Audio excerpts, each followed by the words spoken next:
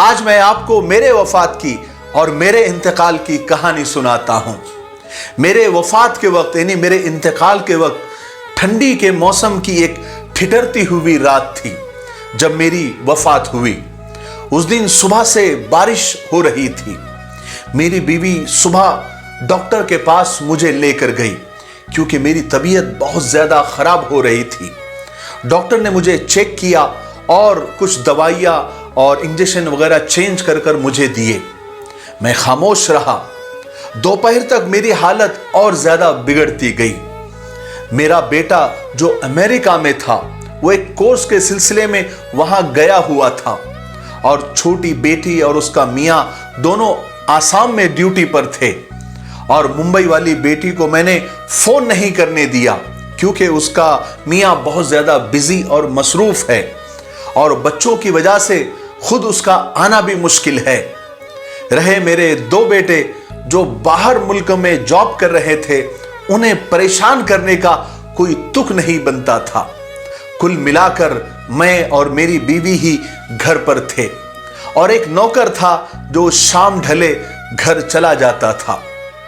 جب عصر کا وقت ہوا تو مجھے محسوس ہوا کہ کمزوری کے مارے مجھے بات کرنا مشکل ہو رہا ہے۔ میں سمجھ گیا کہ میرا آخری وقت آ گیا ہے۔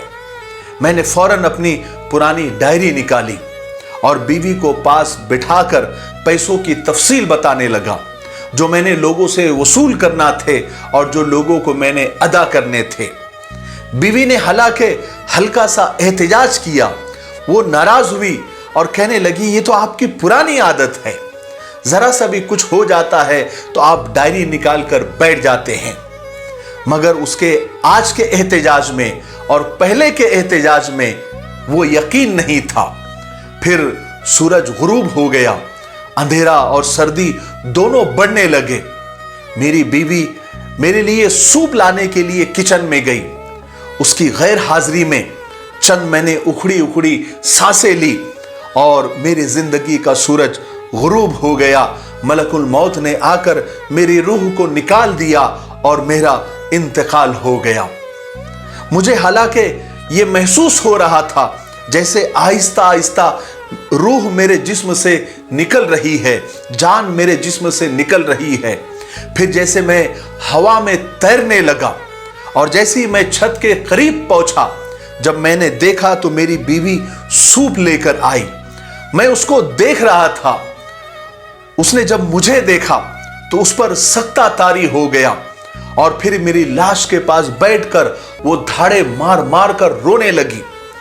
میں نے حالانکہ کچھ بولنے کی کوشش کی، لیکن یہ عجیب بات تھی کہ میں سب کچھ دیکھ سکتا تھا لیکن کچھ بول نہیں سکتا تھا۔ میرے بولنے کی طاقت نہیں تھی۔ میرے انتقال کی خبر سن کر میری ممبئی والی بیٹی رات کے پچھلے پہر ہی پہنچ گئی تھی۔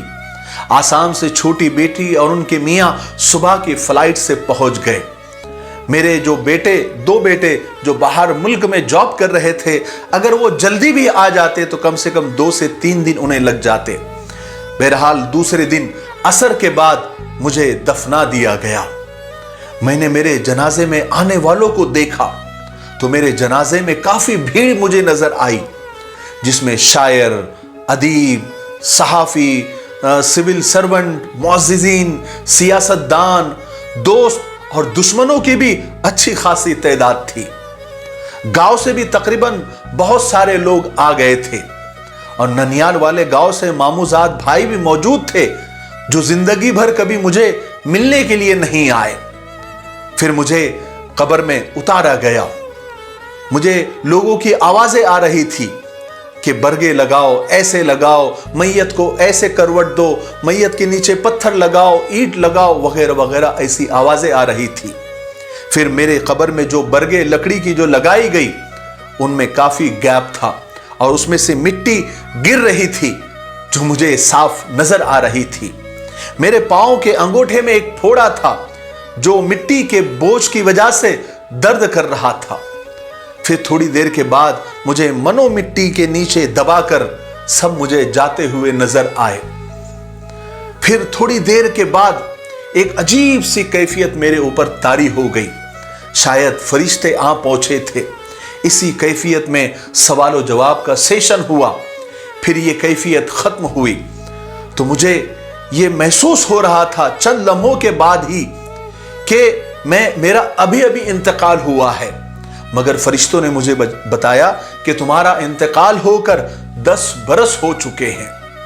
फिर फरिश्तों ने मुझे एक अजीब पेशकश, एक अजीब ऑफर दी। हम तुम्हें कुछ अरसे के लिए दुनिया में वापस भेज रहे हैं। तुम वहां दुनिया में किसी को नजर नहीं आओगे। तुम वहां घूम फिर कर अपने प्यारों को देख लो, अपने दोस्तों को देख लो, अपने रिश्तेदारों को देख लो। अगर तुमने कहा तो जिंदगी तुम्हारी दोबारा नॉर्मल कर दी जाएगी, वरना वापस अपनी कब्र में आ जाना। मैंने ये पेशकश, ये ऑफर को गनीमत समझा और हां कर दी। फिर अचानक एक मदहोशी की सी हालत छा गई। आंख खुली तो मैं अपने महल्ले की एक गली में खड़ा था। आहिस्ता आहिस्ता कदम उठाता मैं अपने घर के जानिब चला। रास्ते में मैंने कर्नल साहब को देखा जो मेरे दोस्त थे, घर के बाहर खड़े थे। मगर ये क्या, वो बहुत ज्यादा बूढ़े लग रहे थे। फहीम साहब अपनी बेगम के साथ वॉक कर रहे थे। मैं अपने मकान के गेट पर पहुंचा तो मैं ठिठक कर रह गया। मेरे ही घर पर आज मेरे नाम की तख्ती वहां से गायब थी और पार्किंग में मेरी गाड़ी मुझे नजर नहीं आई, जो मैंने मेरे इंतकाल से चंद हफ्ते पहले ही बिल्कुल लेटेस्ट मॉडल की खरीदी थी। मुझे धचका सा लगा कि मेरी गाड़ी कहां हो सकती है। बच्चों के पास तो अपनी अपनी गाड़ियां थी, फिर मेरी गाड़ी का क्या हुआ? मेरी बीवी जो अब बेवा हो गई थी, क्या वो गाड़ी के बगैर रह रही है? बहरहाल घर का दरवाजा खुला था। मैं सबसे पहले सीढ़ियां चढ़कर अपने कमरे में गया, अपनी लाइब्रेरी में गया। जब मैंने लाइब्रेरी पर नजर डाली तो ये क्या, न मेरी किताबें थी, न मेरी अलमारियां थी, न मेरा डाइनिंग टेबल था। और उस डाइनिंग टेबल के साथ मेरी महंगी वाली कुर्सी, वो सोफा और जो मेरी नौकरी के दौरान जो मुझे मेडल्स, शील्ड्स और मुझे यादगारें जो मेरी थी, सारी की सारी गायब थी। जो मैंने अलमारियों पर सजा रखी थी, बेशुमार फोटो एल्बम थे, लेकिन वहां पर तो कुछ भी नहीं था। सारा के सारा गायब था। मेरे दादा जान, मेरे वालिद साहब की जाती डायरिया, वो भी सारी गायब थी। मेरा कमरा यूं लगता था कि गोदाम के तौर पर इस्तेमाल हो रहा था। और सामने दीवार पर मैंने खूबसूरत वॉलपेपर, एक बहुत खूबसूरत तस्वीर 25,000 रुपए की लगवाई थी, आज वो जगह जगह से फट चुकी थी। मैं बहुत मायूस होकर लाइब्रेरी से निकल आया, नीचे ग्राउंड फ्लोर पर आया। मेरी बीवी अकेली किचन में काम कर रही थी। मैंने उसे देखा तो 10 बरसों में वो इतनी तब्दील हो गई थी, उसके बाल सफेद हो गए थे। उसको देखकर मेरे आंखों से आंसू निकल आए। मैं उससे कैसे पूछूं कि बेगम तुम्हारे घुटनों का क्या हाल है, तुम्हारी तबीयत कैसी है, तुम्हारी एड़ियों का दर्द कैसा है, तुम दवाइयां वगैरह तो ले रही हो ना? मैं जब जिंदा था तो उसके लिए बाकायदा दवाइयां लेकर आता था, फल और फ्रूट लेकर आता था। न जाने बच्चे अब उसके साथ क्या सलूक कर रहे होंगे। मगर हाय मेरी बेबसी, मैं सिर्फ देख सकता था, कुछ बोल नहीं सकता था। इतने में फोन की घंटी बजी। मेरी बीवी बहुत देर तक फोन पर बातें करती रही। जो इस लंबी गुफ्तगू और बातचीत जो मैंने समझा वो ये था कि बच्चे यानी मेरी औलाद इस घर को बेचना चाहते थे और उनकी मां अपोज कर रही थी, मुखालिफत कर रही थी कि वो कहां रहेगी।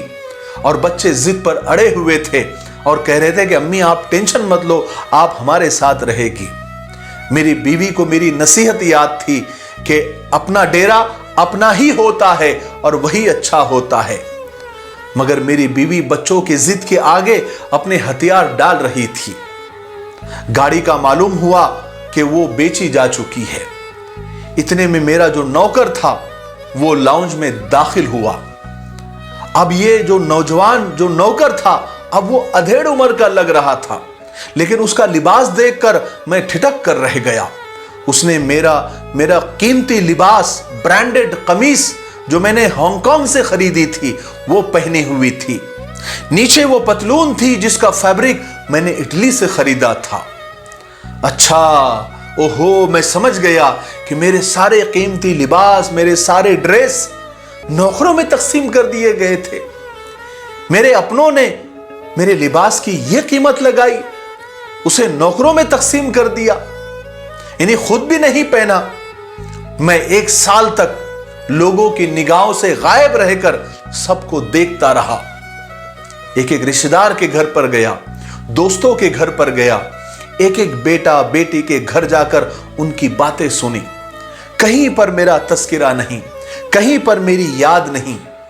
کسی نے ایصال ثواب کے لیے ایک بار درود شریف تک نہیں پڑھا، چاروں قل تک نہیں پڑھا، کسی نے آیت الکرسی تک نہیں پڑھی۔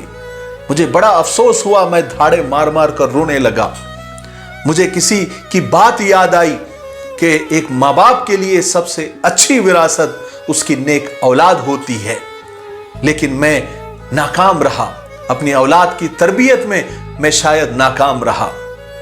کبھی کبھار میرا نام ابا مرحوم کر کے میرا ذکر آ جاتا تھا، وہ بھی سرسری سا۔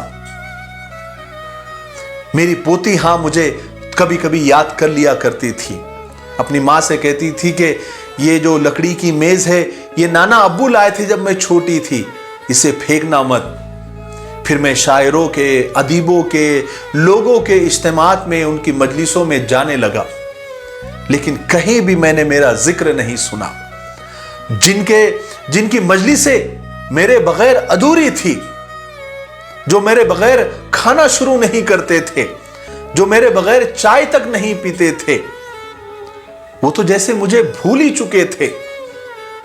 اب ان کے ملازموں نے میری کتابیں بھی الماری سے ہٹا دی تھی۔ میں بڑا مایوس، نروس، میں نے ایک چکر قبرستان کا لگایا۔ میری قبر کا بھی برا حال ہو گیا تھا، اس پر گھاس اگ گئی تھی، کتبے پر پرندوں کی بیٹوں سے وہ کتبہ اٹا ہوا تھا۔ ساتھ والوں کی قبریں بھی زیادہ بہتر نہیں تھی۔ 1 سال کے جائزے کے بعد میں اس نتیجے پر پہنچا کہ میری موت سے دنیا کو کوئی فرق نہیں پڑا تھا۔